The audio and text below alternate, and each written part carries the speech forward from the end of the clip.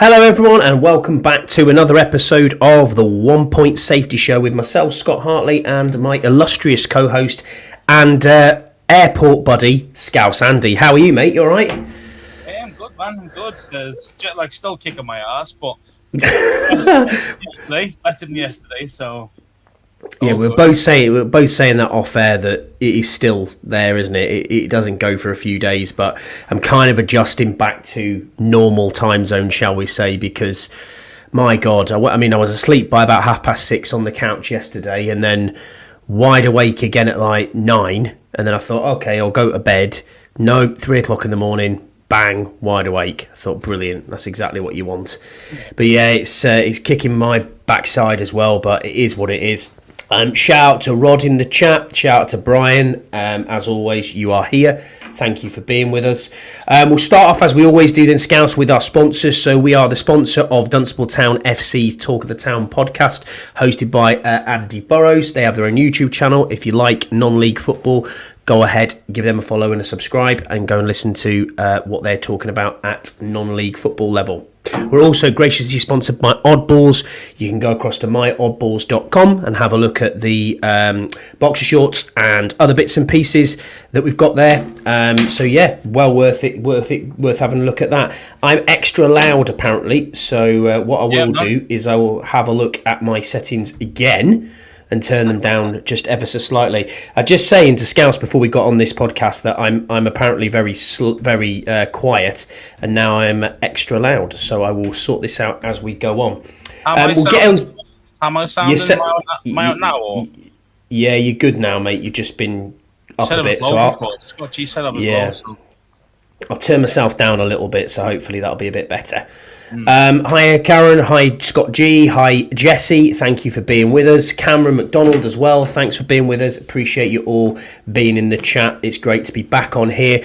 But yeah, man, we had the week away to go over across the states to watch the Washington Commanders get a 21-18 victory over the Giants. The streak lives on, Scouse. That's 3 times we've been and we've seen 3 wins. So yeah, fantastic. It still stays on. 3-0. I didn't get your DM, Jesse, but I will have a look. Brian asked me. Wrong one. Where's it? Brian asked me a question while you're looking for that. Scouts, I've heard about the game, but did you enjoy the concert? Yeah, man, it was awesome. It's one of those bands that they don't fly. So, because the guy's scared of flying, like the main lead singer. So he never comes to Europe, and obviously he's an American guy. But yeah, man, they were phenomenal live. Really loved it, man. Definitely worth the extra travel. It was a trek, like, I'm not going to lie. But, flying over to Indy after getting to DC the day before. But definitely worth it. And, just a great night. So... Yeah, you were hanging out with Tim Meek, which is obviously quite in itself, that is a big thing to do. If anyone doesn't know, India Skins fan, go and give him a follow on X. Really good guy. He also had an amazing T-shirt that he didn't think about before. It was something to do with kickers. Can you remember what it said on the back? I can't even remember what it said. It was something like "Not kickers are the real MVP." And then obviously Siebert had that game, so I was like, wow, okay, that was very very apt. But yeah, man, it was very good to go out to DC. We had a great time. Met some of the people who were on the pod. Yam, who's always in the chat. It was great to see him, meet him on game day. He got to go to the game, which he was very appreciative of, and great to see him. You know what I mean? To obviously go out and make sure we see who's on there. Obviously, Deluxe, who's in the chat with us again, he drove an hour and a half down the road from Baltimore to come and see us on the Thursday night, watch Thursday night football with us. So it was brilliant to see him, and then to obviously meet him and his lovely wife again on the game day, which was awesome. Do you know what I mean? To meet them too. So yeah, fantastic, great people. And it's the same with DC Scouts. Every time I go, there's people we haven't seen for a year. And this year it felt totally different. It felt almost more like this is home. Do you know what I mean by that? It felt like it didn't feel like that alien feeling where you're like, oh, you haven't been for a while. Wonder who's going to be at the tailgate. Are people going to be falling out with each other? Didn't seem to be any of that BS, mate. What were your thoughts on going across and obviously seeing what was going on there, mate? Yeah, it was great. I mean, it's always good to go over anyway. Over the last few years, I've made a lot of friends anyway, but even just like meeting new people, and faces to names as well. There's so many times that you spoke to guys online, and you go, yo, yeah, I remember that guy's name on like their Twitter name, but don't really know their real name or sometimes even the faces. So when you come up to him and say, oh, I'm blah blah blah, and no, it's just really really good to kind of like say just create your network, but not just that, but it's just kind of like meeting new people and just and it was such a good time because there was no shit, there was no kind of I didn't feel too much like animosity there. Where first year there was a little bit of that. Yeah, there was. Yeah, it felt a bit strange for us first year, but that obviously has got a lot more smooth, or a lot better. Or maybe we just are used to it now. I don't know, but it's. But yeah, man, it's always great to go out there. So. Yeah, it is. It really is. I mean, honestly, if you can GoFundMe, we'll come out every game. That is a certainty. Cash App, Venmo, PayPal, it's all accepted. Not a problem at all. We saw some guys, didn't we? We saw some guys, some supposed bums who have got Cash App and have their own nice mobile phones, asking for cash. I know. I won't miss DC. I won't miss DC traffic though. That's for sure. Oh yeah. Just dire. But yeah, apart from that, it was a really good trip, and I'm sure we'll get into it a little bit more. I mean, other than that, James and Alex as well. You know what I mean? Fans from the UK. Are you actually there, Brian? Oh no. Because if you were, no, Brian. I do too now as well. Yeah, that's terrible that we didn't get a chance to meet Brian. But yeah, Alex was out as well with James. James, another UK fan, lives in Germany with his French good lady Alex. They were great. They came and saw us on Saturday over at the Rocket Bar, and also came on game day. So yeah, it was awesome. Do you know what I mean? It was awesome to see them as well. Another fellow Brit, Darren Hatherley, out with us as well. Mark and his son Joseph. Tony Wheat out as well. I mean, there was loads of us out there. Great to see the people we normally see, like Kyle Ronick from the pod, Burgundy Zone, Mike as well, Freddie Ham. You know what I mean? People who we've seen not seen or have seen for a long time. Shelley as well and her daughter. Good to see them.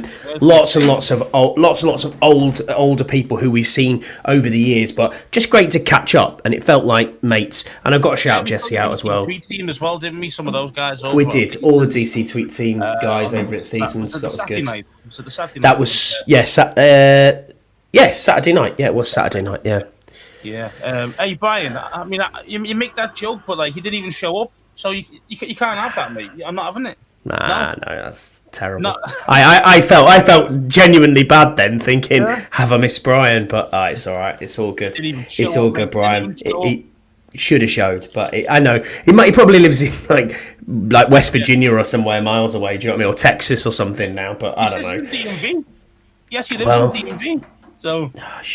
I reckon he probably lives like a 10-minute drive away or something, I reckon, from FedEx. Well, what's it called now? Northwest Stadium. Northwest Stadium, Scouse, yeah, but there you go. We'll get back to it. Mm-hmm. So there's been a bit of news this week, not much, but we signed cornerback Kelvin Seymour to the practice squad. Today. Seymour's a ex-6th round pick with Buffalo Bills out of USC in 2016. 64 games, 7 starts. Last played for Baltimore Ravens, where he recorded 31 tackles, a sack and a pass breakup. In his career, he's also had stints with Carolina Panthers, Philadelphia Eagles. He has 83 stops, 8 pass breakups, a forced fumble, and 2 fumble recoveries. Yes. That's what he is. You're fucking trash. That's what he is, mate. Like, probably is. Bums, man. Like, what is all this about? Our cornerbacks are bad enough. We don't need extra bad. We need some actual decent players. We don't know if he's going to be decent, Scouse, do we? That's the thing. He can't be any worse than Mike Davis. Can't be any worse than Mike Davis. But there you go. Give him a close second. I'll tell you that. Possibly. Kicker Austin Siebert as well was named NFC Special Teams Player of the Week. We'll get into him a little bit later. Obviously, I've been calling for him to be our kicker for a good 6 weeks. And sure enough, he came out with an absolute clutch performance, 7 out of 7. Fantastic for him. Good to see. New NFL record, new franchise record as well. So, yeah, man, it was good to see him. We'll get into my favourite part of the show, though, Scouse, which is Scouse's sizzle. Scouse's sizzle. I'll tell you what. I mean, Mike Tyson's going to say it, but Scouse's sizzle, baby. But the thing is, I think Brian might be added to the list. The way it's going in, he lives that 30 minutes away from the stadium. He didn't even show up, even for the tailgate. Dear me. Come on, Dear bro. me. Come on, bro. You're definitely on the list. So my biggest Scouser sizzle was basically some of the fans, man.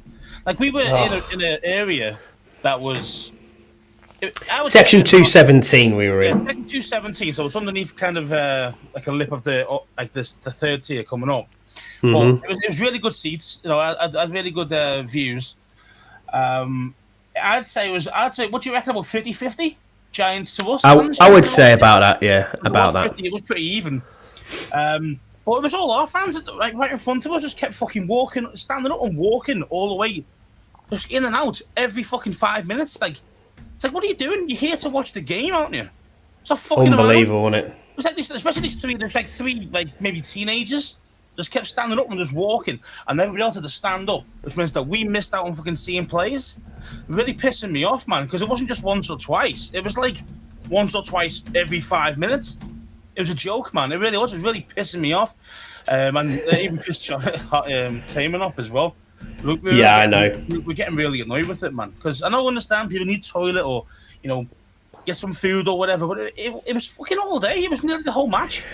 Yeah, you don't get up when you're on a drive and it's 3rd and 2, and you're like, okay, it's 3rd and 2. You know, I need to see what's going on here. You don't get up then. Wait until the play's over, then move your ass. I mean, honestly, it was just wild. 65 and 35 in total.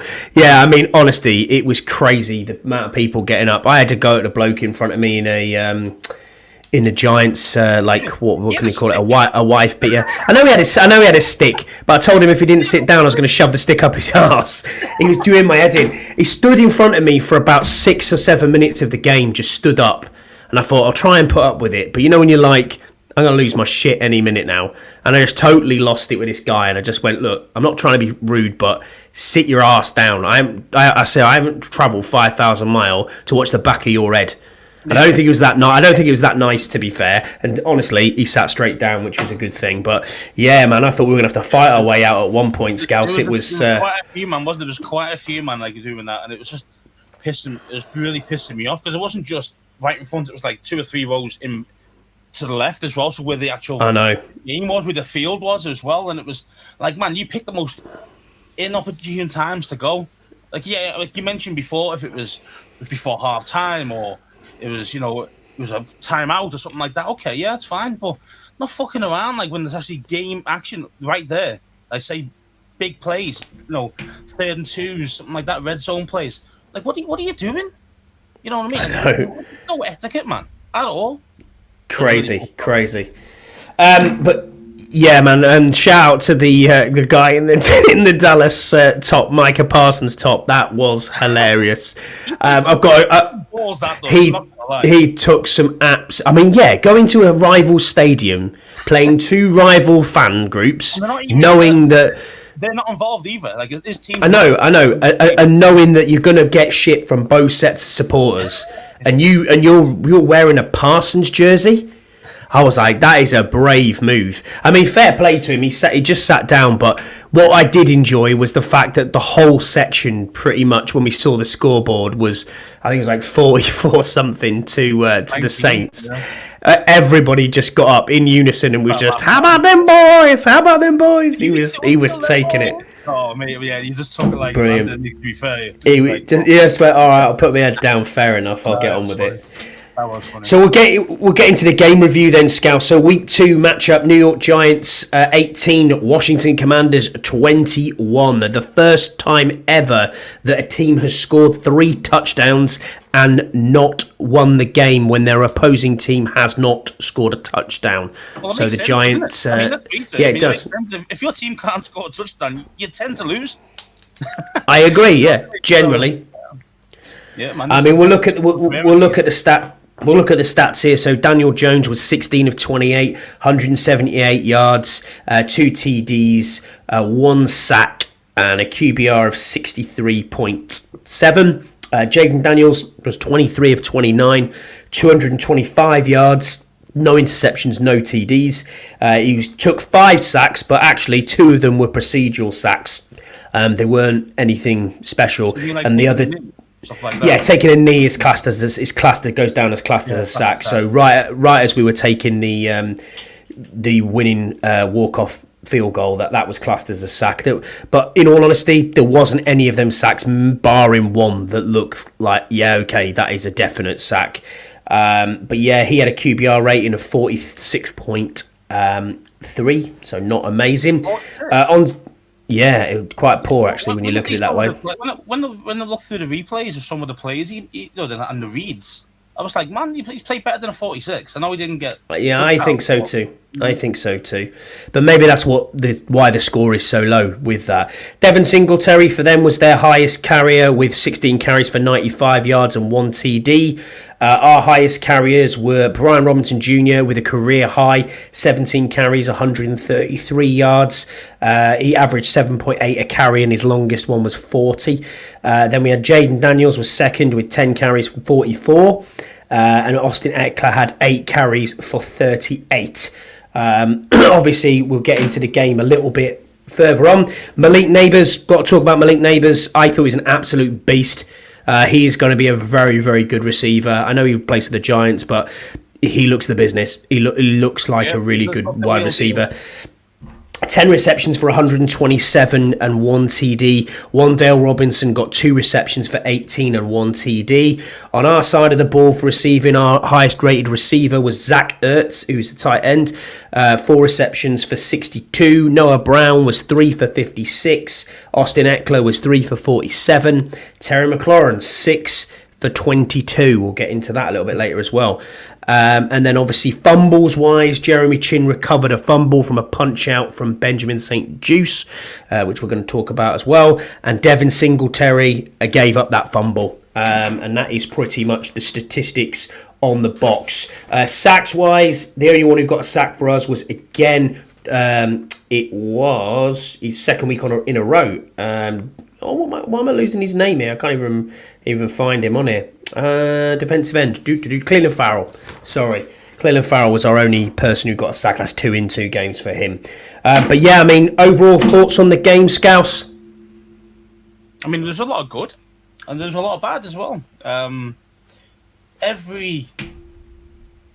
always think that every NFC East game should always be quite tight, no matter how good one team is compared to the other. I know over the past few years, there's been a few odd scores where it's been like Dallas 40-0 against Giants last year and stuff like that. But usually these games tend to come down to a 1-score game, usually, So I kind of expected it again in our game, even though we knew the Giants were awful against Minnesota. But there's definitely a lot of good things. If you want to go into positives, I thought Jaden was a positive. I did too. Look at Scouse being a positive, man, on a positive streak. What's happening? I played quite well. Yes, okay. Red zone, we definitely got to clean that up. I mean, I would go into that in a bit about what the biggest problems were there. I think we got a genuinely two-headed beast at running back. I really do. I think, Terry didn't. Yeah, he got receptions, but yeah, they're all very short yardage stuff. You know what I mean? So they feed them the ball a little bit better, but still. Yeah, not enough for supposed his importance to our team. But in general, I mean, don't get me wrong. Now we found a kicker, so happy days, man. Even if we lost this game, but we had to see a kicker who could actually make field goals, then that's a win for me because that's how bad it's been here for such a long time. You can give me the Joey Slide crap. You can give me all these other ones that you mentioned. Hopkins and blah, blah, blah, blah. These guys are all shite. Let's face it, right? They're all shite. So nice to see that we've got a kicker who can actually make a field goal when it's clutch as well. Not just randomly throughout the game. When it's a game on the line, straight in. First game, doesn't even know the team probably. He probably met. He only got there last Wednesday, so you know. He's probably practiced with Tresh like twice, probably before the game, and then and you've got to shout out Tyler Ott and Tressway for that, because it's not just about the kicker. The whole procedure of how that kicking operation works. Great holds, great snaps. You know, it's none of this Cameron Cheeseman bobbling snaps round the legs everywhere. It looked a good operation, and when you needed it to work, it worked, and that's exactly what we did. I always felt like, even watching the game from the stands, I was very quiet in that fourth quarter, because I'll be honest with you, I thought our streak was going, and I was thinking, oh my god, you know, the streak is going here, and I was very, very quiet in that fourth quarter, but. In all honesty, I never thought he was going to miss. It never seemed like he was going to miss a kick. You know, it just the operation worked well. You got on and you thought, he's going to nail this. And he did. And that's all you can ask for from a kicker, especially one who hasn't been here long. So to get the NFC Special Teams Player of the Week as well, congratulations to Austin Seibert. If you break an NFL record in anything, you're going to get Player of the Week. Of course you are. Whatever it is, you know. So... but yeah, man, it's just nice to see that we won this game because of the kicker. If we didn't have this kicker involved, I reckon if we had a Sly, you'd have missed 2 of those and we'd have lost. That's the difference. Maybe. You know what I mean? Like, I know we could say, well, most of these were chip shots, all in the 30 yarders and stuff like that. And there's one that was like 42 yards, I think. That was the longest one of the day. But when you put it right through the middle, but. I understand when people might go, well, you know, anyone from 25 yards or 30 yards could put it through. Yeah, well, Joey Sly misses extra points. Do you know what I mean? So, you know, this guy doesn't miss. Well, not miss for us yet. So, keep touch wood that doesn't happen ever. But we'll have to see how it goes. But yeah. Brian's bang on here with the does anyone want to hit the pine t-shirt? Yes, I do, because that's what he was saying afterwards, that basically when he didn't have a team or when he was in the off season, he would hit the ball continually off a pine tree that's in his back garden. So all he said was, when I was lining up for the kick, I just imagined, look, is the pine tree's behind the goal, get it straight down the middle, hit the pine tree. And that's what he was focusing on. So we need a t-shirt with "Hit the Pine" on it. We definitely do.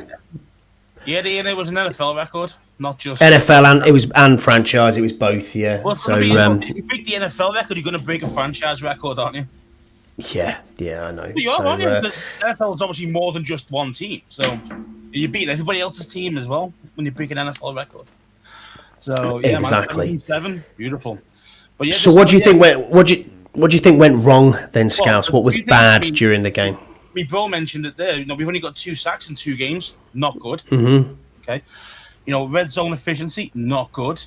Red zone penalties, god awful. Oh my word! Yeah, oh my word. God awful. I mean, I think we had 7 penalties. I think in the red zone.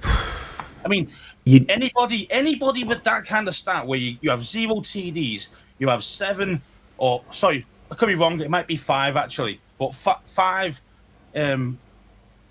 flags in the red zone, that normally equates to losing a game every day of the week.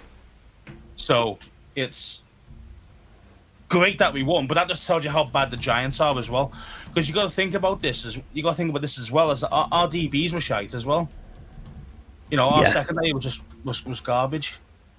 Yet again, you know, Neighbors took us to school, and if he caught that ball in the 4th when he was throwing out wide, he dropped it in the 4th. On 4th down, if he caught that, we would lost that. Yeah, I know that was right in front of us as well.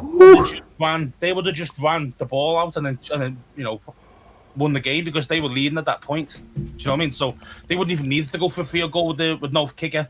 So it's that kind of thing, man. So yeah, Jesse was saying it was only a franchise record, not an NFL record, and Scott G's backed it up by saying he's tied second. So he's keeping receipts, mate. The receipt keeper's here. The receipt keeper is here.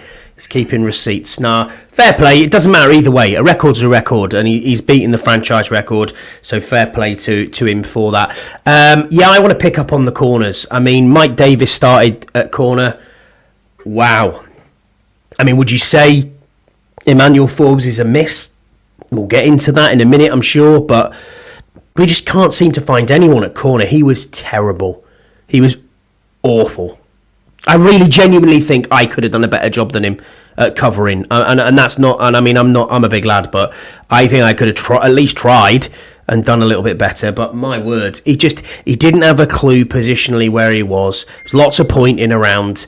There's lots of hand gestures, and I think but that's the just. Problem. I think that's the problem. Is like we've mentioned when we were at the game. I think it was for the Robinson touchdown. No, so I was looking at Sanister to see what he was up to, and he didn't know where to be. And you can see him trying all these hand gestures along with the other corners, and it was like you just didn't know what the hell they were doing on that play. So, and then obviously from that it was a blown coverage, and it was a simple catch for the guy. So, and this is happening a lot. We saw it in Tampa as well. We saw the same thing. They're all over the gaff at the back. So. They really need to tighten that up, man. They really do. And it's not just communication. It's actually understanding the goddamn play and saying, okay, yeah, well, in this play call, we're doing this. And actually understand it first time rather than trying to play off the hook. You know what I mean? Just playing loose and whatever. Get it down. Know what where you're meant to be. Know your assignments. That's what it's about. Yeah, I know, it's crazy. I mean, honestly, it is absolutely crazy that we look at that and we think to ourselves, well, Mike Davis got benched for Igbinoghene, and it worked. I know I've turned it down, Scott G. I mean, Christ, I'm too low, then I'm too high. It's pretty much like the Commanders, really, isn't it? You're either too low or you're too high. There's nothing in between. What impressed me a little bit the most was the fact that between the 20s were great. It never looks like we do move the ball fantastically well. It never looks like we're going to be in trouble with anything that we're doing. And then you think to yourself, well, you know what? We get to the 20s and we just seem to shit ourselves. It's the best thing I can say to you. How, as a professional lineman, you can't stand still until the play is over gets me. I mean, first time, I get it. You know what I mean? I can understand it. You can make a mistake, not a problem. But to be done twice... I mean, Algretti got done twice, Cosme got done twice, and I think the Wiley was the other one who got done as well. I mean, oh no, it was on Biadish. Sorry, my apologies. I think Cosme had 3 penalties. Did Cosme have 3? Yeah, the nightmare. Yeah, and then I think I mentioned the same things to you about it while we were there. When these guys between the 20s, they were solid. They didn't do too much wrong. When it came to the red zone, then they started shitting themselves and panicking and going, "Oh my god!" And then the flinching, the like hyper, you know what I mean? Kind of they need to get moving that extra second too quick, and then that's calling a flag every time. So there's definitely they need to definitely just chill when they get to the red zone. Just chill. Yeah, I also think though that the referees need to calm themselves down as well throughout the league. I mean, we have seen some absolute BS calls in lots and lots of games. I mean, we watched Thursday night football, we watched the late night games, on Sunday, we watched the Chiefs game, and there were some absolutely hideous calls that are going on around the league at the minute. And I don't know if these referees have been told to do this and that they're trying to change things up a bit. Now, normally, by the time it gets to about week 4, things start to calm down a little bit and they let them play. So maybe that's kind of where we're going from. But at the moment, it just looks like it's flag central at the minute. One other thing that I want to bring up that kind of annoyed me was the speaker system within the Commanders. I mean, within the stadium, Northwest Stadium, great. I mean, they've done a lot of work on the sound system. They've done a lot of work on the scoreboards and everything going around. The visualization looks very, very good. But don't employ some woman on the field who's screaming and you can't hear a word of what she's saying. And the next thing you know, you've got, and shout out to Lieutenant Colonel Floxit, who is, something, and you can't hear what they're actually trying to do. And then there's this bloke waving on the, on the field. You're like, all right, yeah, shout out to our military brothers and sisters. And then I think, well, that's great. But you can't hear a thing. And the referee's mic, there was something wrong with the referee's mic throughout the entire game. I mean, I've heard the bunker, I listened to the bunker with you, Jesse and Burrows, and you boys were saying the same thing, that basically even the local beat reporters were kind of looking on Twitter to find out what the calls were because they couldn't hear, and people in the other areas of the ground couldn't hear the referee either. You had no idea what he was calling or who was being called for what, and you having to go back on social media and go, right, what was that for? Okay, I'll look at that. I know it's a hold, but I'm like, wait, who's done this? Terrible in that respect. You either try and pump the crowd up, which I thought the crowd was at times good, but at times it left a lot to be desired as well. It was almost like there was a lethargy there, like we're here again. Yeah, and for a home opener, that's probably not what you want. I could put it into perspective as well, though. You know, I say there was a lot of Giants fans there. Mm-hmm. You know, which they always travel well, and They do. And we're just not a team at the moment that can sell it out on our own. You know what I mean, with our own fans. So you got to expect that. You got to expect it to be a little bit quiet at times. But also, it's also about the product on the field. They've also got to make you excited. They've got to get the fans excited for certain plays or certain things that's happened. That's what generates noise as well. So it's an element of them two things. You know what I mean? A lack of fans, but also a lack of high quality play on the field. Now there is some nice plays, but like for example, when we scored the opening drive touchdown, the opening kickoff. Oh my word! Yeah, how that loud was was the crowd then? mental. Well, yeah, why? Because it blew our minds with something good, great. You know, so that's what I mean. And Nick Bellor, what are you doing? You're holding someone miles away from the play, and you got called. And when I watched it back, initially I thought that's a BS call. I can't see where this has come from. Then you look and there's 2 flags on the play, and you're like, hang on a minute. There's 2 flags on there. So generally, if it's 1 flag, you can go, well, maybe it's a bit of a BS call. But 2, you're probably leaning towards the ref saying, yeah, there's something there. When I watched it back, yeah, it was a definite hold. But what are you doing, dude? You don't need to hold him there, and you've cost us an opening drive return kickoff. I don't know how many return kickoffs we've had in the NFL. I don't even know if we've had any, have we? From this new kickoff routine. We probably have had 1 or 2, maybe. I don't know. But, yeah. I mean, it's...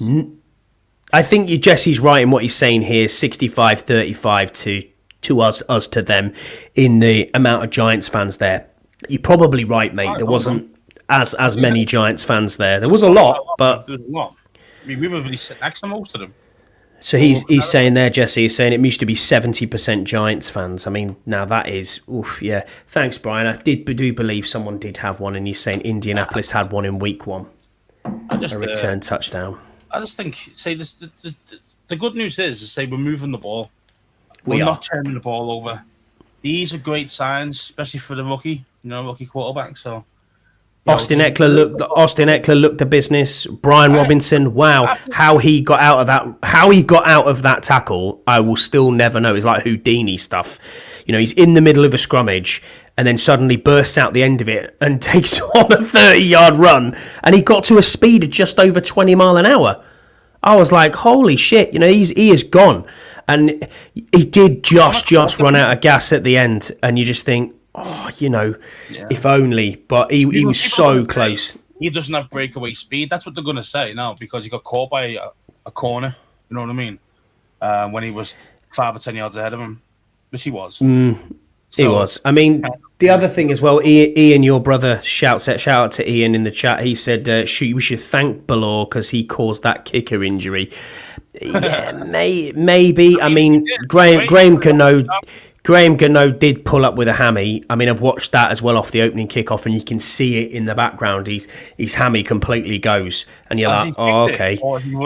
No, he's running to run back to tackle. And he's a Joey Sly. It's a classic Joey Sly. Exactly. These guys don't run. They just don't do that as part of their job. Stop. Don't even try to run. I know you want to kind of make a play for your team, but the thing is, man, it's like, you know, Sly put himself out for 4 weeks with it. Gano had a hamstring problem all week. Do you know that? He did. He had a hamstring problem all week. He was limited all week with a hamstring. So what's he do? Oh, yeah, I'll try and sprint after this guy. Just a bonehead move, wasn't it? Bonehead move from Dayball. Bonehead move from Gano himself. So, well, if you're Dayball there and that guy's got a bad hamstring, what are you doing not having a replacement kicker on the bench just in case? They've got a replacement kicker as well in the practice squad who's a rookie. Yeah. So I don't understand what they're trying to do there, to be honest with you. But saying it's like it's dumb. It's dumb. They might go, oh, well, you know, he's kicking okay. He seems to be in practice. He's still kicking okay. Before the game, they probably saw him kick and he was okay. But the thing is, you know, he obviously wasn't okay because he made one slight run and his hamstring went, and that was it. He's out for 6 weeks now, probably. You know what I mean? So it's just done. It's dumb move from Dayball, and Dayball's there kicking off at the end of the game and all this. It's your fault you lost. Let's face it. If they had a kicker, they wouldn't go for 4-1-2. For many times, they wouldn't go for 2 on the 3 TDs they had. We would have lost the game. We would have, yeah, most likely, yeah. So but it's Dayball's fault. And I'll take it every day of the week. So. Okay, so let's go one thing. We'll do a segment called One Thing. One thing you really were impressed with, and then we'll do one thing you were really disappointed with that came out of the game. Doesn't matter what side of the ball. You go for whatever. I mean, if I'm impressed, I say it's got to be the work between the 20s. It has to be, using the run more, using the two-headed beasts more.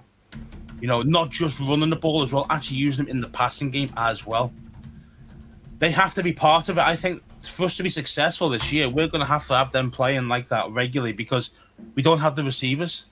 So they have to be our receivers. They have to be the extension of the quarterback. You know what I mean? So, which they have been the last couple of weeks. They've been good. So long may that continue.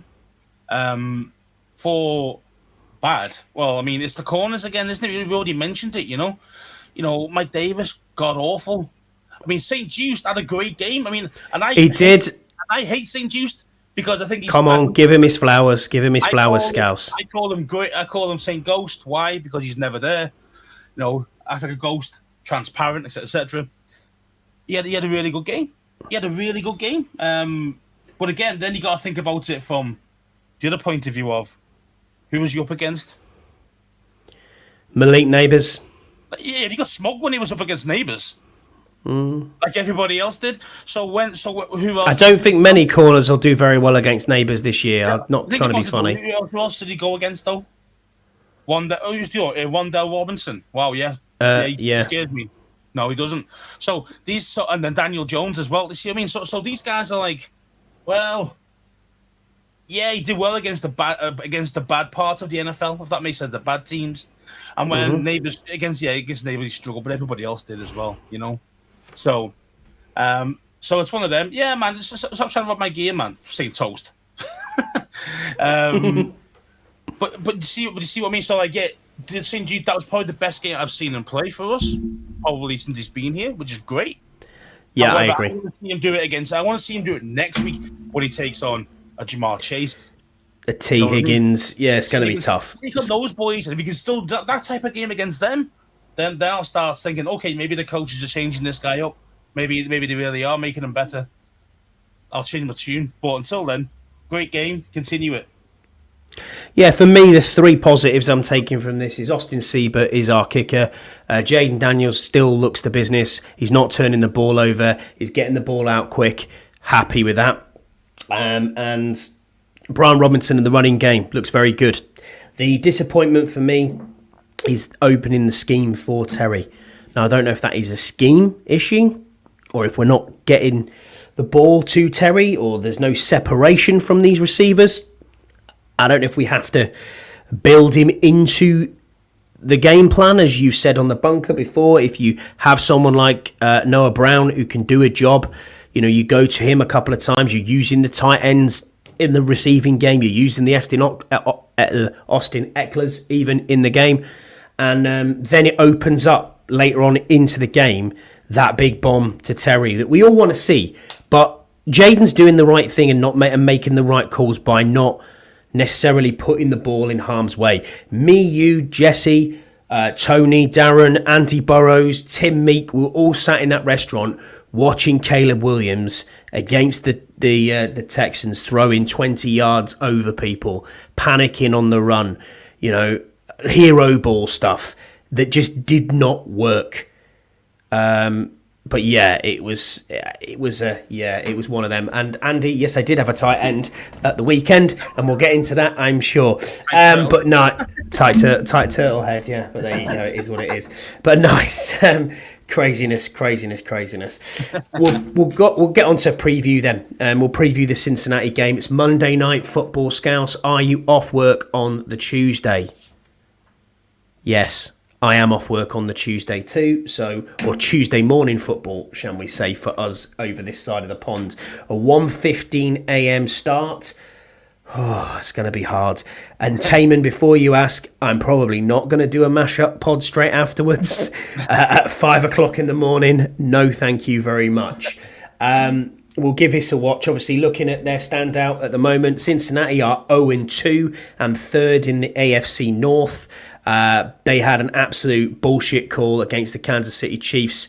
That helmet, that was not pass interference. No way.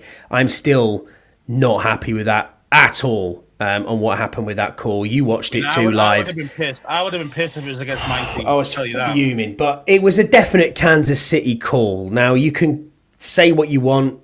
Is it a script? Is it fixed? I don't know, but anyone else that doesn't get called, it just seemed like they wanted to get out and do that.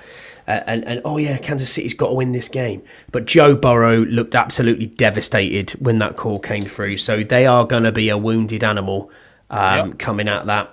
I mean, looking at their piss poor corners, it's going to be tough. looking at their team leaders, passing yards, Joe Burrow 422, rushing yards, Zach Moss 78 rushing yards, receiving it's 109.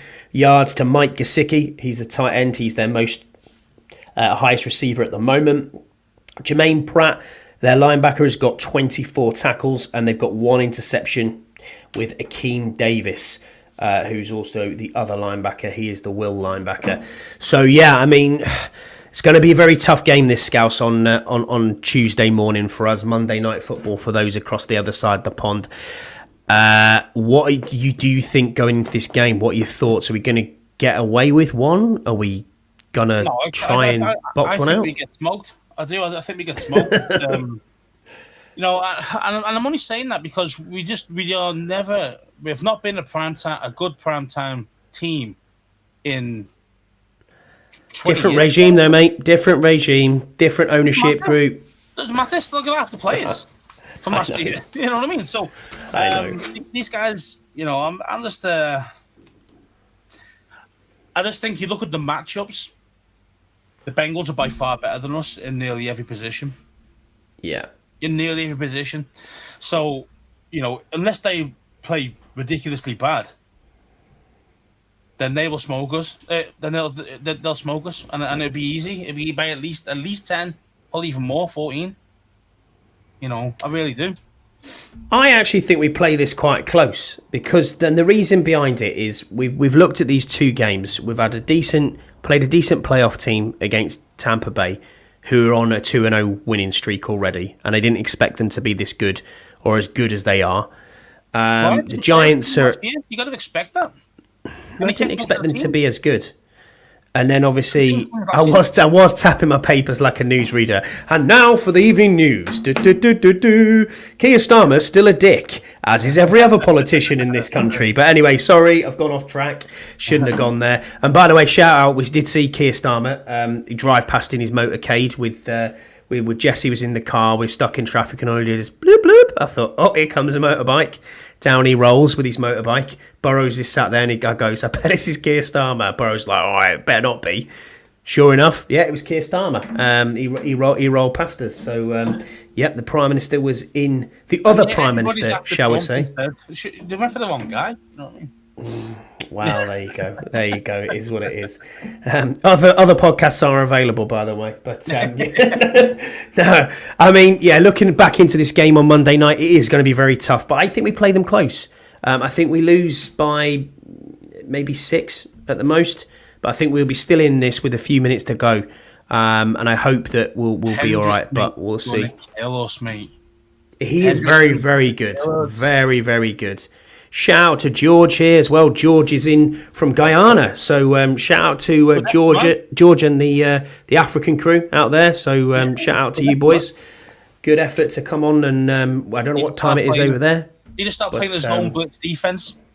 Okay, yeah, I can see a little bit of that. We definitely need to do something because we're not getting enough pressure on the quarterbacks. I mean, Daniel Jones, I say he was clean for most of the game. Oh yes, okay. The Giants double teamed Allen and Payne for most of it. Mm-hmm. But again, because we've got zero pass rush anywhere else, so and teams know that, so they're just going, okay, let's double team those two, stop them. So we're gonna need some blitzing from somewhere else. We're gonna need some pass rush from somewhere else. So you're right. I mean, I reckon it'll probably go. It's gonna have to be something like Louvu gonna have to come in there and actually try and actually make something happen, or maybe if you can get Newton in the game as well, along with them two. You know, maybe you can't double team those guys anymore. It might actually make it a bit easier to get some actual pass rush, which would then help our corners as well. So Tom's put something in the chat here. A little bit more. He said you some point in the season JD is going to have a breakout game. Why not Monday Night Football? I don't disagree with you. I don't disagree with you. I really hope that does happen. But yeah, I'm with you. I'm with you, Scouse. We're moving the ball. We're protecting the ball, which is great. But, and it's a big but, are we the level of what the Bengals are? I mean, you could all arguably say yes because they've lost 2 games. They could just get chased 1-on-1 with St. Ghost, and that's the end. You see what I mean? Like in one play, it's an 80-yarder. That's it, done. And we've got to go down the ground, slow it down, take the time off the clock. We've got to do all these extra tactics because we're just not explosive like these other teams. Yes, there's loads of ways to win a game, and that is one good way of winning it. Keeping possession and, don't let Burrow on the field. Don't let Chase on the field. That's the way to do it, really. But it's hard to do. Look at that. Look at that first drive we had, Scouse. 10 minutes. We had an even longer one in the second half. We ended up with 3. That's a problem. I know, and that is a problem. And red zone drills. If you're taking 3s instead of 7s when you get to the red zone, you're going to get smoked, and you're going to get hammered big time. The Patriots showed us how to beat the Bengals first game of the season. Just control the line of scrimmage, control the clock, run the ball. That's how it works. Burrows was right on the pod with you and Jesse on the Bunker. If you haven't subscribed to the Bunker, go ahead and subscribe to the Bunker. Also subscribe to the Bleeding Burgundy show podcast as well. We are everywhere. We're all just cheap whoring ourselves out to different podcasts. So come along, give us a watch, give us a follow, do all the things you do on YouTube and all that jazz. We do. But we love it's for the love of the game, Scouse. The love of the game. How do you get paid? You don't get paid. I know. We get paid in favours. So you know that, Scouse. But it's all good. Favours from you, bro. Hey, don't you start. No, it's all right. It's all good. I had to spend a bloody weekend with you. But yeah, it's all good. I mean, we'll see. Since he's missing Mixon, that's interesting. I did not know that he is injured, so that will be an interesting. Mixon doesn't play for Cincinnati anymore. He plays with. Oh yeah, is he at Texans? Mm-hmm. That's right. I thought. I think Scott G means that they're missing him, as in they're missing him playing. Yeah, exactly. That you did let him go. Yeah. I mean, who have they got there now? Is their main running back now? In all honesty, I don't know. I will find out while we're talking on here. I can't remember. I can't remember. So what do you think is going to be the score, mate, on Monday? Just quickly. I mean, we'll talk about it, but what do you think? About what again? What's the score going to be, mate? We're going to get smoked by at least 14. I said that before. I'm going to say 28-14. That's what I'm going to say. It's Zach Moss, isn't it? Zach Moss is the running back. He's done nothing so far. Nah, what did I say? What did I say? He was on? Zach Moss is on. He's got 78 yards. And Chase Brown as well. Chase Brown's the backup, yeah. Chase Brown. Yeah, I mean, again, those guys don't scare me. I mean, yes, Singletary had a decent game against us. He got 95 yards, whatever it was, 17 carries.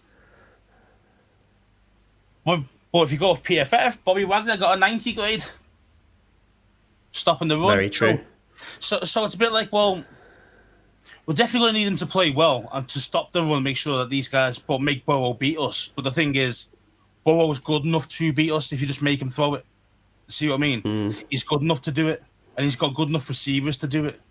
And this is why it's going to be a difficult game for us. Yes, the 0-2, but the shock was the Pats game. Yeah, 100%. Oh, yeah, 100%. Week one, anything happens. It really does. week 2, they had Kansas by the balls until they got cheated. And I don't care what Scott G mentions. Scott G mentioned that it was a PI. It wasn't a PI. He held his ground, and the guy backed into him. For me, that's not.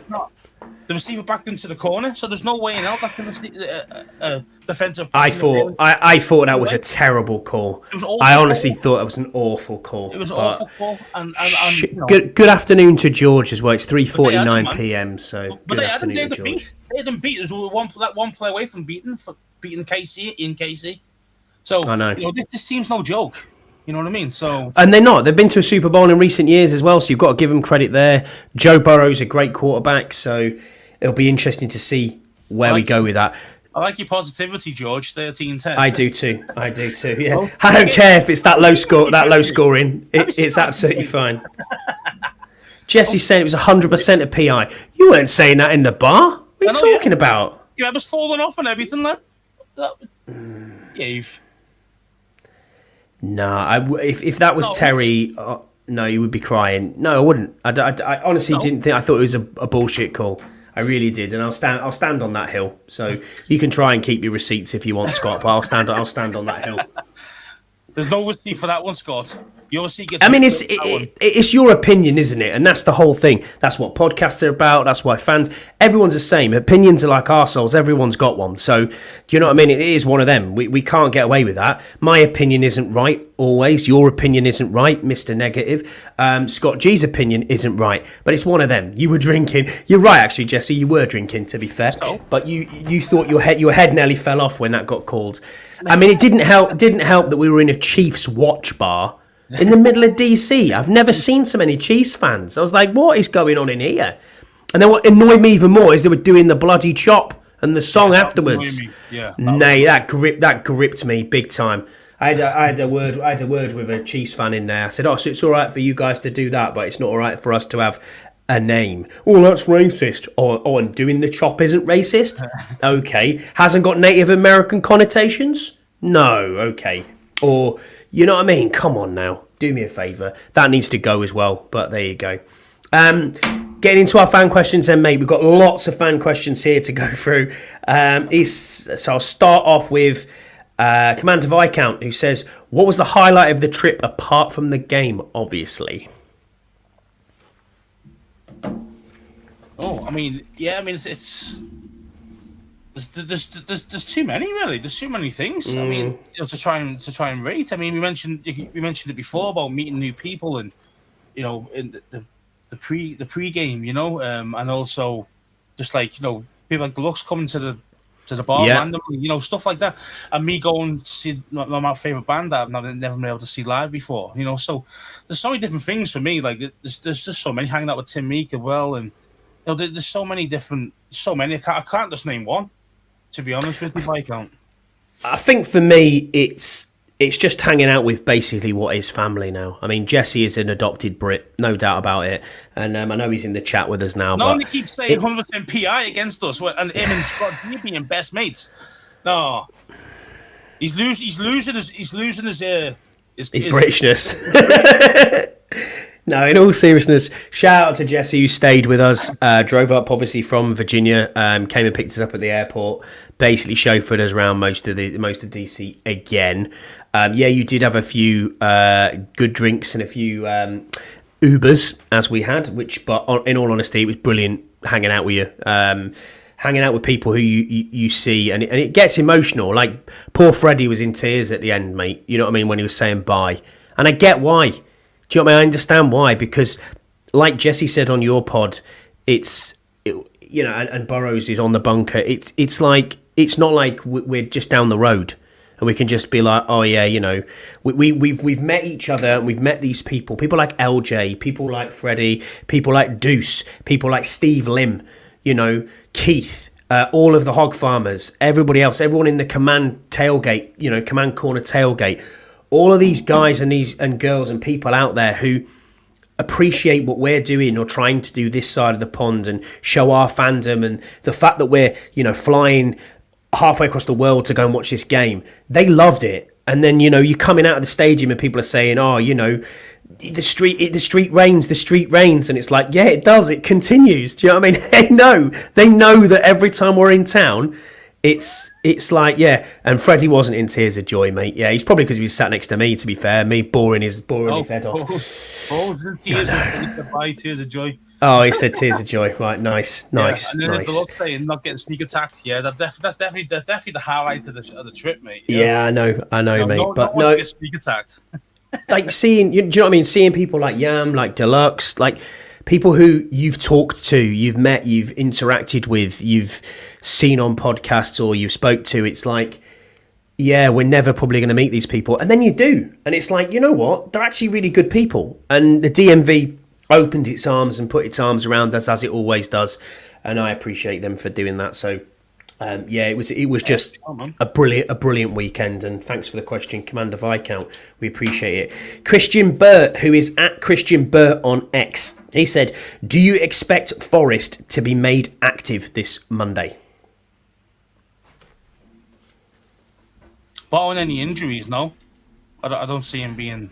No, I don't think he's going to be active either. I really don't. I think he was the 53rd or 52nd man on this roster. He was very close. He was definitely on the edge. And the same thing with Jermaine Davis. I mean, they might go on and say, oh, well, you know, like, so well and good, you know, DQ giving us the excuses of, well, you know, we wanted a guy who could do it, or more of a D tackle rather than D end and blah, blah, blah, blah. No, mate. End of the day, you knew Jamin Davis was going to get maybe 15 snaps. Okay, if he played. Okay. Well, Newton, actually, we want him to play 15 snaps. So, we'll just kick out Davis. He's not part of the game plan long term. So, Jesse's also put a question to us. Yeah. Sorry, he said, is it time for Quinn and Peters to make a move to help the defense out? Make a move was in like what? Try and sign somebody? Yeah, or who picks someone up on waivers or whatever it may be. Pick that. Well, yeah. Squad. Yeah, I mean that's a practice squad move, isn't it? But yeah, I mean, what I think is like Xavier Howard, someone like that, someone who's still out there as a free agent. Is there anything that kind of tickles your fancy? I don't know. I mean, nothing that's screaming out at me at the moment. Like, go and get this guy, you know. But it's like anything, though. I mean, corners are now becoming that supreme kind of position. You know, like if you've got a good one, you're not trading them. And very, very rarely you're going to let him walk in the off season as well if his contract expires. Very rare. I mean, more recently, the last few years, you know, these guys are more important. It's such a passing league. So, I mean, I can't see us trading for one. And the guys are on the streets at the moment. They're out on the streets for a reason. Do you know what I mean? So, I'm good. I'm good on what I see out there in free agency at the moment. I think it's going to be tough to bring someone in now. I think it's going to be very tough. I think if it's still the same, by the time we get to the trade deadline, we could see some movement between either swaps of players or one out, one in. I don't know. I don't know what we're going to see. Deluxe has got a good point here, saying this team is about results. If the safeties playing don't improve soon, Forest will get activated. Yeah, I agree with you. I understand where you're coming from. I think they like Percy Butler better. I think Percy Butler is ahead of Forest on this depth chart. But Jeremy Chin, although he picked up and recovered a fumble, he still didn't impress me. And that's the second game on the trot now where he needs to get better. But it's a work in progress, and it's going to take time for this defense to develop. What hasn't impressed me is up front, especially through the middle. I know people talked about running about double teams and people being blocked, and Jerome Payne and Allen have been blocked. But actually, when you look at the stats from PFF, it's less than 50%.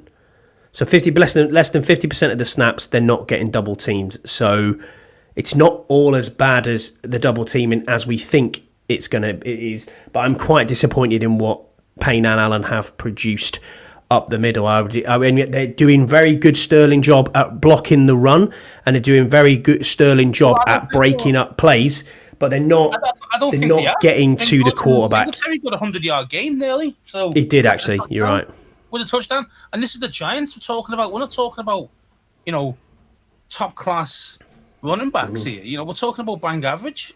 Singletary for me is a bang average running back. Maybe slightly above average.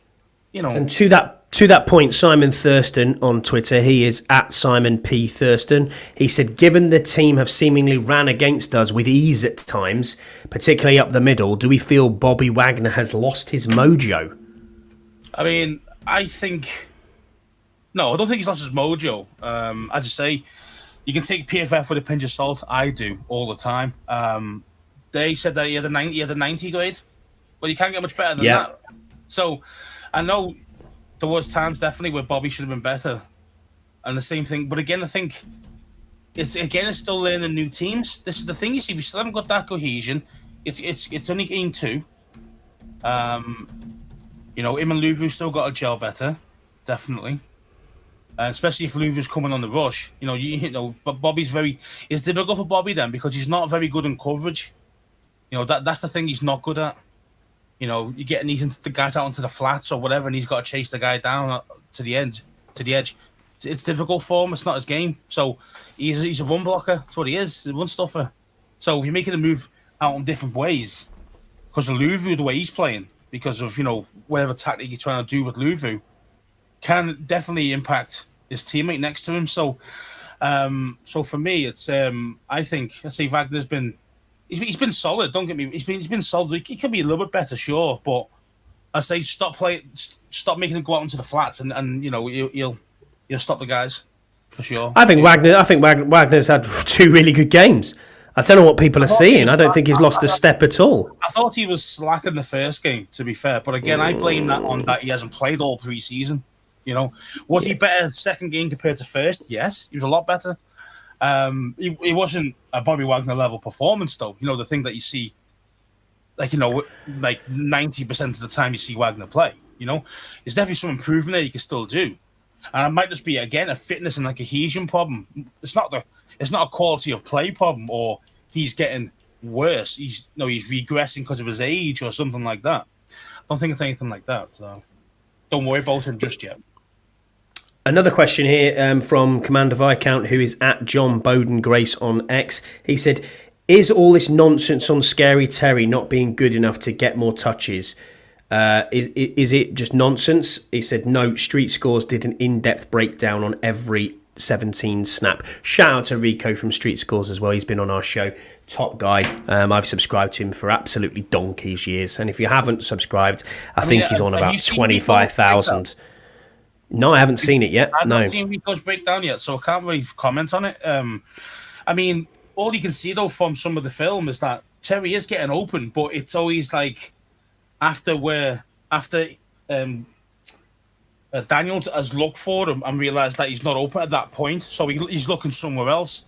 And then after the play, and then as the play progresses, that's when Terry gets open. Do you see what I mean? So, and it looks really bad when he's thinking, well, why did you throw the Terry? He's 10 yards clear over there. But by the time he's checked them out and no, he doesn't like what he sees and he goes the other way. You see what I mean? So it makes it look worse than it actually is at times. And is he really open at the time when Daniels wants to deliver the ball to him?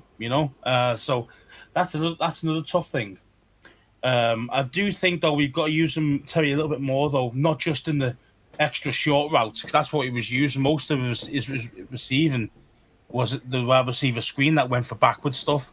So there was a really nice out timing route with Terry that I saw on when I watched the replays of the game again. Really nice timing route from Jaden with him. That's the kind of thing we need to do, timing routes. But then also as well, I say just a bit further up, the extra 5 or 10 yards further up. Doesn't have to be a 60-yard bomb, but just a little bit further up just to get him. I'll try and work him up in the intermediate levels rather than the short. That's the difference. Yeah, I agree with you. I think Jaden's still getting used to the NFL, and when the speed slows down for Jaden, I think we'll be okay. I think it's going to be a problem for many teams because 100%, because he is an absolute dual threat quarterback. You don't know what you're going to get from him. You think quarterbacks, as you mentioned before about the Chicago guy Williams. Caleb Williams, he's doing stupid decisions. He's throwing across his body, across the field, throwing interceptions all the time. Jaden Smart, he doesn't do all that stuff. He's not a hero ball guy. So, and that's great. Normally, when rookies come into the NFL, what they struggle with is the speed of the game and interceptions. And he's still struggling a little bit with the speed of the game, but interceptions is 0. And I think, barring the penalties on the offensive line for this game, Cliff Kingsbury actually did a very good coaching job. I thought he called a good game. He did. He called a good game. It's just that obviously you can't. You've got to coach that out of them. The penalties. But again, I thought it was quite solid. I thought it was a solid game from Jaden, even though he only got a 40 whatever it was QBR, which I think it's a bit low. Yeah, I think he just bails out a little bit too soon at times for me. I think I want to kind of see him set the feet and move further up into the pocket to be able to let the ball go further downfield. But if it's not on, then it's not on, and it will take time and it will click. We're now having a massive discussion in the live chat, so if you are listening to the pod, I apologise. Andy Burrows, Jesse Martin and Scott G are having an infight now at the moment about, is Terry an elite wide receiver?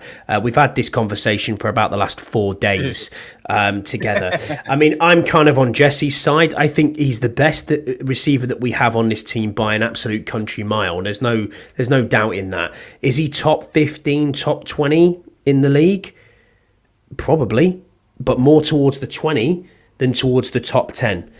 Did he make the 100 players list? Yes, he did. Is he better than... I mean, I could probably reel off 10 receivers right now that I think would be probably better than Terry McLaurin at the moment. Terry McLaurin is a contested catch animal, but he isn't necessarily going to be out there picking up balls, on the speed route. He's not going to be the guy who's going to break. He has got speed. Don't get me wrong, he has got speed. He's not slow, but he's not going to be that long burst guy or the guy that's going to do everything. And we've got to get used to that. And Jaden needs to get used to that. And we've all bailed out a little bit soon, Scott. Yeah, we have all bailed out a little bit too soon. I see where you went with that, Burrows, for other people. But yeah, I think Terry is elite in burgundy and gold, but is he elite in the NFL? I'm not 100% certain on that. Is he having a bad season? No. Do I have a bone to pick with Terry? Yes. Why are you not fucking blocking? You gave up on a block that was ridiculous, that could have been sprung... that could have sprung B-Rob for at least another 20 yards. And he just completely gave up. He just stopped blocking, yeah. Probably because he's pissed off because he's not getting any decent ball, as in more than a 3-yard loss. You know what I mean? Those type of things. So I mean, Deluxe mentions it. I mean, we know Deluxe is a big Terry fan anyway, but I get that, and I'm not dissing Terry. Don't get me wrong, I'm not dissing Terry. The players, but the way people go on about Terry McLaurin, it's like the second coming of Jesus. He isn't Jesus of Nazareth, He isn't out there. I mean, in all honesty, Jesse said he could probably name 20 wide receivers. That he's not an elite receiver in the NFL. Is he top 15? Probably. Is he top 10? No, I don't think so. For me, it's top 15. No, if you're exactly, yeah, absolutely. Then you're elite in my book. Could he go somewhere else like Indianapolis or Vegas or a Chiefs or a Bengals or anywhere like that and ball out and be absolutely unbelievable? Most likely. Has he had bullshit quarterback play? Yes. And that's sometimes maybe where we are doing him down a little bit because he's had consecutive 1,000-yard seasons, and you can't deny that. But 1,000 yards is not 1,400 yards. It's not Mike Evans. It's not Justin Jefferson. It's not Adams. It's not these sort of players who are out there. It's not Stephon Diggs. I mean, there you go. It's 4 straight off the bat. They do. You are absolutely right. Besides Adams, yeah. Okay, I'll give you that one. But that's the problem, you see. Yeah, could you stick a Terry in a Buffalo team like you mentioned there, and would Josh Allen find him? Yeah, you would. And he would instantly double his touchdown ratios. Instantly. He is Deluxe is right. He said he's saying he may not be elite, but there's only 5 maybe that are elite 100%. But he's wide receiver 1, and he's our wide receiver 1. Agreed. completely. Yeah, well, he's our I wide receiver completely one, yeah. agree with you. I say, would he be a wide receiver one if he was at the Bengals? No, he wouldn't. You know, Jamar Chase is number one there, you know. But he would be a very nice number two there, I'll tell you that. So going back to questions then, Alid from who's at Wales Commanders on Twitter, loves an away game, this lad, out in Tampa Bay for game one. Alid's a top guy. He said, as the captains change their game plan now, as the captains change game to game now, do you think that it would be worth for one of them to give a pre-game talk each game? I can kind of understand where he's coming from with this. I mean, personally, I don't think a player should be doing the coach's job before a game. I think that's a manager's role. At the Are you thinking any given Sunday type job? I mean, you know, any motivational speak. You said before game, it should be the head coach doing that. It shouldn't be fucking rah John Allen or whoever. You know what I mean? It should actually be the coach and say, no, this is what I want you to do. Fucking get a grip and get it done. You know, and then you know, you want a rah guy after that. All right, fine, throw some rah, but that doesn't mean anything. No, these players don't listen to fucking players. Let's face it, they don't, especially if you don't respect them. Which deep down, I don't think anyone is respecting John Allen in that locker room anymore. The way he's acting, I really do. So, because I lose respect for my captain if he was the first guy out the field onto the team bus, didn't say a word after losing, didn't even get a shower. You know, normally, like, you know, you might have a chat, you know, with someone in the sounds a bit weird, but you know, when you're in the shower, you don't. Yeah, I know what you mean. You know what you mean? You know, and you actually say, no, you fucking start like opening discourse to try and sort shit out. No, he was like, fuck that. I'm not even speaking to anybody. I'm walking off like a big fucking hissy pit, like a big fucking 300-pound fanny. You know what I mean? That's not my captain. You know what I mean? I would lose respect for a guy like that. Internally, if I was a player playing with him, you know. So for me, forget all this rah crap. I don't care about that. That doesn't do anything for me. You know, it's like I want the manager or the head coach to be telling us this is the situation. This is what I want you to do. Get it fucking done. You know, so changing it every week to a different player or to be a rah thing before a game kickoff, that doesn't bother me at all. You know what I mean? Like, it really doesn't. George brings up a good point here. He said Allen will be traded before the deadline. I think he's definitely trade bait for someone. I mean, Carolina could be a good one. They lost their DT for the season, their main DT. Did, yeah. So again, would you want to go there? No, nobody would want to go there. But if you trade it, not much you can do about this, John. You know, so. But yeah, man, I'm just fucking. You know, I don't need to know about, you know, all this rah crap. You know, if the Ray Lewis stuff and all that. But before games when he was, you know, he was rah-rahing the players up and stuff. Like, yeah, you know, he's cool but he had ultra respect from every player. Oh yeah. That's why his leadership worked the way, like that outgoing, that brazen. You know what I mean? Where normally most leadership isn't that much like that unless you're faking it. You know? Yeah, and I also think that you've got to prove it on the field as well. You've got to prove it on the field to show that yes, you know, you can be that leader in the locker room as well as being the leader on the field. You know, it's a tough one, isn't it? It's a tough one. But we'll move on to our next question then. So our next question is from Paul Fiander Turner. He is at having. It doesn't bother me, Jesse, if it didn't happen. If every team stopped doing it, it wouldn't bother me. Like, it really wouldn't. But as a player, if I was playing, that wouldn't bother me either. If you know what I mean. So. Yeah, Paul's come back to us and he said, basically, if our kicker is the new GOAT, what do we call Tress Way now? The original GOAT. The OG. Yeah, he's the OG. Yeah. Yeah, I'm trying to think. I don't know. It's weird not seeing Tress punt, though, isn't it? I mean, in all honesty, what if we have one punt in 2 games? I mean, he might as well get a book. He might as well get a book out. You know what I mean? And just be like, well, that's fine. I'll just start reading. Keep holding those snaps. Just keep holding those snaps. Mate. That's it. That's exactly it. Paul's second question, he said, Jayden Daniels, how did he look on the field watching from the stands? And the same with Terry. Well, I think we've done Terry to death, but what did you think of Jayden's performance? I mean, I say no turnovers. Was smart with his reads. Threw the ball when he should have. couple of times he left the pocket a little too early, and he got crunched one time, and I was Oh, mate, I thought we all were. The whole season's over. It was the whole stadium's intake of breath at the same time. No, yeah, that's what it was like, wasn't it? It was crazy, and obviously he was just winded. But I mean, that could have been a lot worse. And I think they realised after that, because after that play, he stayed in the pocket more. You notice that, and he threw the ball. Yeah, more, he did. He did. You know, so again, I don't know if that was an internal thing for him. Like, shit, I can't take those hits regularly, or is it more that it might have been a play call? Who knows? But either way, things changed after he got smoked like that. So I'm hoping, you know, he's learned his lessons there without getting seriously hurt. You know, on the bad side, I say it would be leaving the pocket, but also say not creating touchdowns in the red zone. But again, penalties will kill you. It really will. So stalls drives all the time.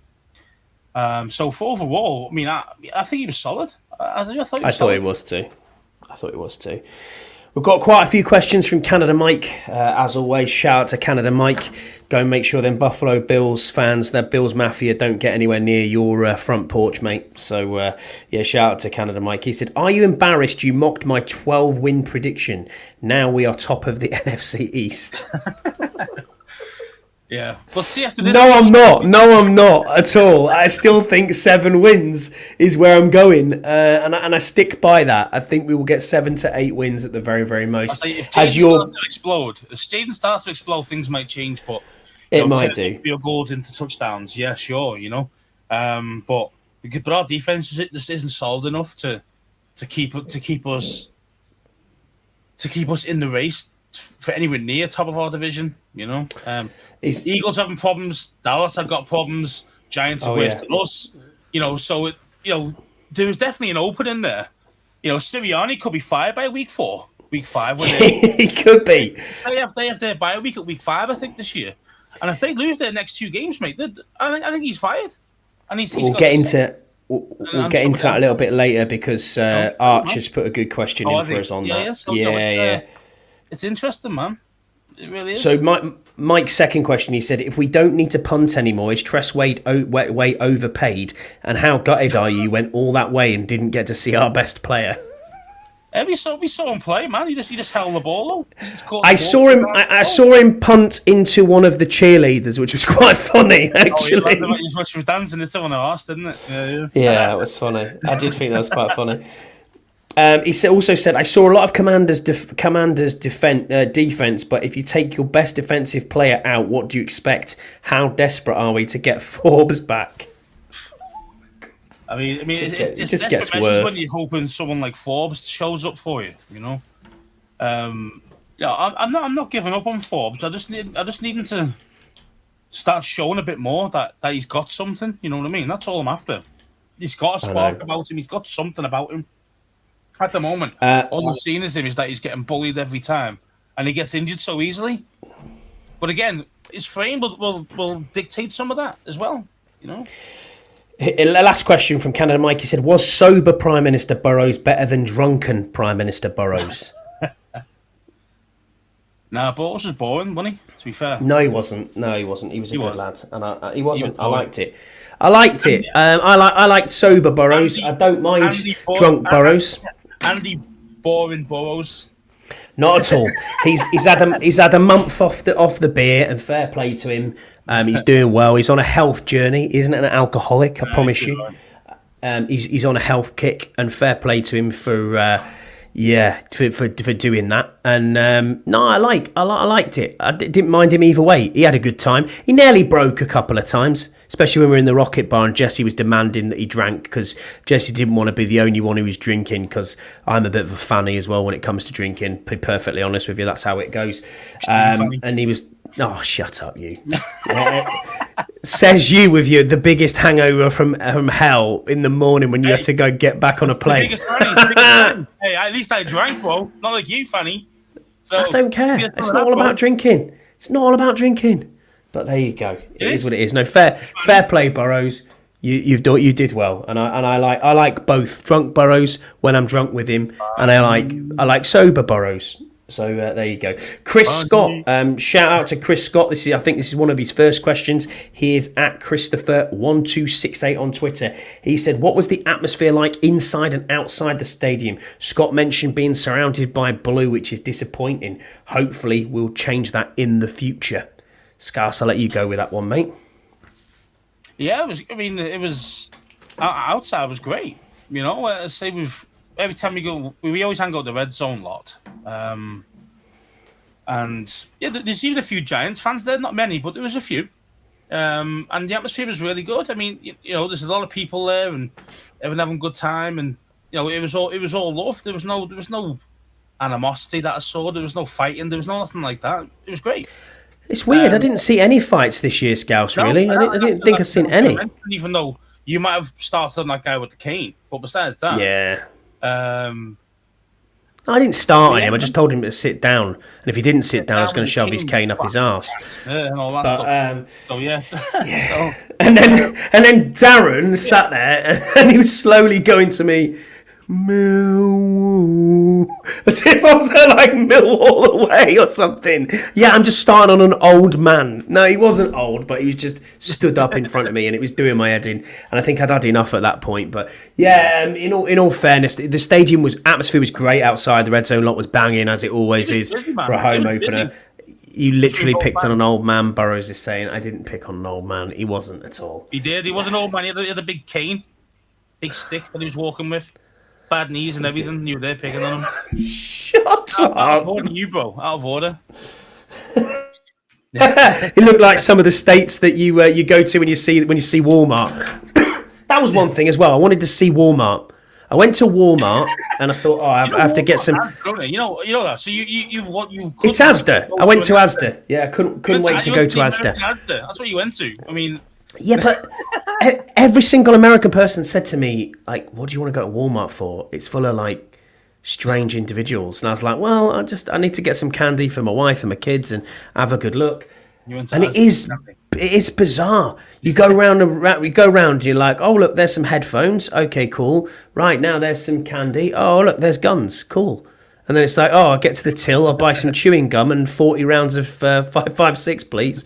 Yeah, totally bizarre, like, but yeah, it was, yeah. But there you go. It is what it is. Was there any bombs consumed this time? There wasn't any Jaeger bombs consumed. Because that's a Burrows thing. He starts that off when he's having a few beers, he tends to start the Jaeger bombs off and then obviously carries on from there. So when he didn't start it, no one was drinking them, so yeah, so not at all. Scott G's asked us a question. He said, from a football point of view, who is the player the fan base overhyped the most, and why is it becoming Terry with the whole top 15, top 20, top 10 discussion? Jesse wasn't wrong on the bunker, he said. Who wasn't wrong on the bunker? Oh, Jesse. About Terry. Yeah, by saying he wasn't a top 15, top 20 wide receiver. I think we got into that already, really. We obviously drink the Kool-Aid. It isn't just like a drinking of the Kool-Aid thing. I think it's just more like he's a wide receiver one, so he better be in the top 15. You know what I mean? Like as skill level, he better be. If you're a number one wide receiver, you should be top 15, top 20 wide receiver. You see what I mean? If you're a wide receiver one, and I think that's the problem, you know. And then we always kind of compare it then to other teams who have had great quarterbacks and they're pumping up numbers, and then you've got Terry with the absolute shit of quarterback play that we've had since he's been here, and then you're thinking, well, he's still producing. Yeah, okay, he's not getting loads of touchdowns, but he's producing yardage, still moving the chains. So he's got to be that good because he's got some absolute dung quarterbacks. See what I mean? So I think that's probably the reason why there's always a kind of an argument about it. You know, so I think that'll always be the case until Jayden really lets it go and thinks, okay, you know, and if he is the real deal and he is a real quarterback, as you want to call him, or franchise guy, and you see Terry start making big time numbers, then you know the guy's top draw and he should be high up on the list. But if he doesn't do anything and Jayden gets better and better and he doesn't do anything, then maybe he isn't the wide receiver one. So things will change then as soon as Daniel actually starts to figure it all out, if that makes sense. Yeah, last serious question before we get on to some funny ones. This is from Arch Deluxe. He said, thoughts on the state of the NFC East games this week? What does the division look like by next Tuesday? Now, I mean, in all honesty, the Giants were a lot worse than we were. And I'm looking at the Giants' schedule here. I mean, they've got the Browns next at the Browns. Then they're at home to the Cowboys, at Seattle. They are then at home to the Bengals. Then they're at home to the Eagles. That is a terrible next 5 results for them. I honestly think they can lose all 5 of them. They could be 0-7 at that point. And I genuinely think Daboll will be fired at that point if they get to that way. Yeah, I mean, they always tend to wait to when the bye week is to fire somebody if they're going to do it in season. So I don't know where the Giants' bye week is, but I don't know. All I'm looking at is the actual schedule here. Saying, week 8, week 9, yeah, you could definitely see him gone. I think that's definitely a call. Doesn't look good. Think So Sirianni's going to be the first. I think Sirianni's going to be the first. Do you really think so? Oh yeah. So they're at the Browns this weekend. I mean, do you think they lose that? That's a loss. That's a loss. I agree. And then they got the Saints as well the week after, or was it Saints first? Oh, Philly have got the Saints. They're at the Saints, and then they're at the Buccaneers as well. Well, there's 2 losses in my book. I mean, the Saints are blowing people away at the moment. Like, definitely unexpected. Yeah, I know. Doing really well. Unexpected. I wasn't expecting to do anything this year, but obviously they're better than I thought. And, you know, Philly is still trying to figure things out. I mean, even the fans are picking on, you know, Jordan Davis and these other dudes, and these guys who are first-round picks, Jalen Carter, all these guys, first-round picks who aren't doing shit at the moment, you know? So they're in a bad way. They've got a brand new offensive coordinator. Well, let's face it, he was shite. It's Kellen Moore. Absolute shite. I mean, he was shite at he was Dallas, wasn't he, first? Then he went to the Chargers, wasn't it? Was it the Chargers he went Chargers, yeah, he was at the Chargers, and he nearly ruined Justin Herbert. That's how bad this guy is. And now he's over at Philly, and you wonder why Jalen Hurts isn't doing shit. You know, so, you know, he's shite. And then he also got a new defensive coordinator in Vic Fangio. Now, again, he's called, he got loads of experience, but they're not doing much at the moment. But again, defenses take longer to knit, adjust. You know, they do. So I can see them losing both games there. I can see them being like, and I can see Sirianni gone because I think they've got week 5 bye. I think Philly this year, so it's early bye. I think Sirianni's gone if he loses both of them because he only by getting 2 coordinators in. Here's one for Dallas then. So I'm looking at Dallas and their next week opponents. This weekend's opponents is the Ravens. So they're at home to the Ravens. Now, honestly, Deluxe, looking at this week alone, I still think we're top. Even with a loss, I still think we're top of the NFC East. I think all the teams in the NFC East will lose this weekend. I think we'll run them close, the Bengals, but I don't think we'll win. The Ravens will smoke the Cowboys. The Eagles are... Who do we say the Eagles are playing just then? I missed it again. I can't even remember who it was. They are playing the Saints. So I think the Saints beat the Eagles. And then New York have got to go to the Browns. I don't think anyone wins. I don't think anyone wins this weekend. And I think it stays exactly the same as it is right now come Tuesday. But great question, Deluxe. Appreciate that. We'll get on to our funny ones then. Yes, you may have known already if you listen to the Bleeding Burgundy podcast. Or if you... Asda, I know Asda's owned by Walmart, mate. I'm not daft. But I'm not as daft as some cabbage looking anyway. But no, in all seriousness, we're going to get onto the funniness of the pod and of the trip. I was, what we can say in this country, bunged up, backed up, whatever you want to call it. Wasn't able to go to the loo. So I've had quite a few questions this week, surprise, surprise. Andy said, what was your first poo like on your own toilet when you got home? Yeah, it was great, mate. And I was flowing quite well and no issues at all on that front. So thank you for that. If you want to tune out to the pod now, you absolutely can, because this is going to be toilet talk, which is not very great. Scott G said, what gave Hartley the greatest satisfaction during his visit, watching the team or the successful movement?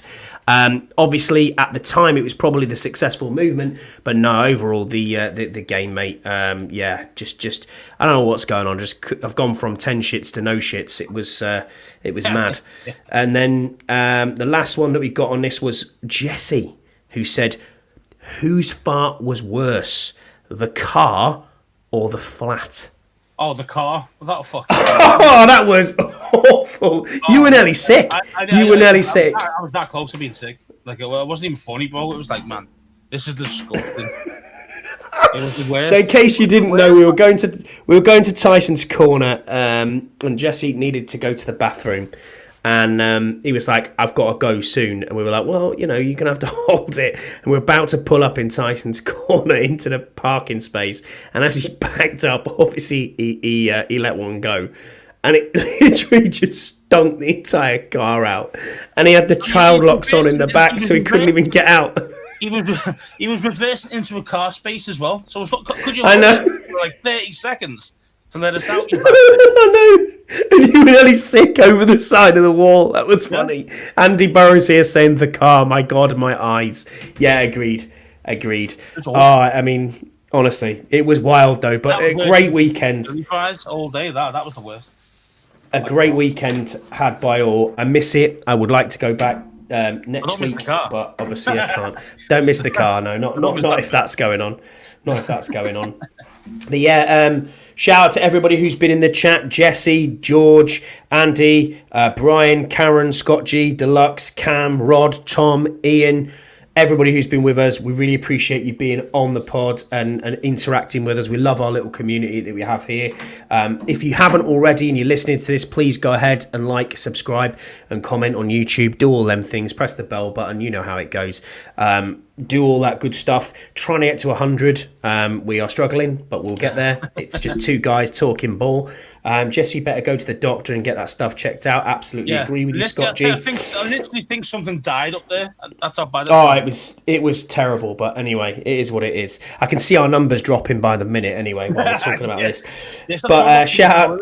Toilet banter. Exactly, yeah. Shout out to Burrows who put a question in, Rod, Aled, Christian Burt, Paul Fiander Turner, Scott G put questions in, Canada Mike put in about 10 as always. Jesse put a question in. Arch Deluxe put a question in as well. We had one from Christian, and we also had one from Simon as well online. So thank you everybody for putting your fan questions in. We will be back. When do you want to? Well, we're back next Thursday to review. Well, be probably. Should we do a Victory Thursday, Scouse? Well, what are your thoughts? If you win. If you win, which I don't think we will. I'm gonna stay. I'm gonna stay and say that we're gonna get a Victory Thursday pod.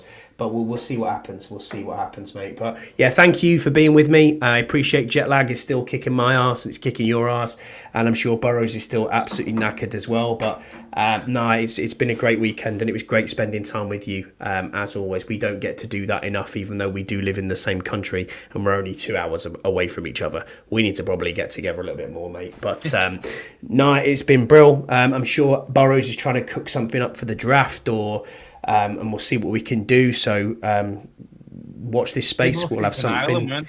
I know they were. So if people are wanting to do a draft party, a lot of Yanks, islands from Ireland. Yeah, want to see the homeland. Or think they're from Ireland because they sniffed the barmaid's apron of Guinness once. Yeah.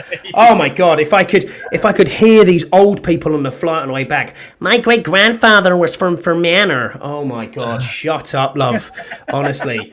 And it must have been a busload of about 30 of them who'd been on a trip to Ireland. I was like, just kill me now. But yeah, it was good. It was all right, man. It was lots of Irish pilgrims going back to their homeland, shall we say? I understand that. You might get a few Americans. You might want to actually might do want to come across. That'll be interesting. Yeah, I will join you on Tuesday for the Bunker Victory Pod. Why not, Burrows, mate? Send me the link. I'm quite happy to jump on pods whenever, mate. No problem at all.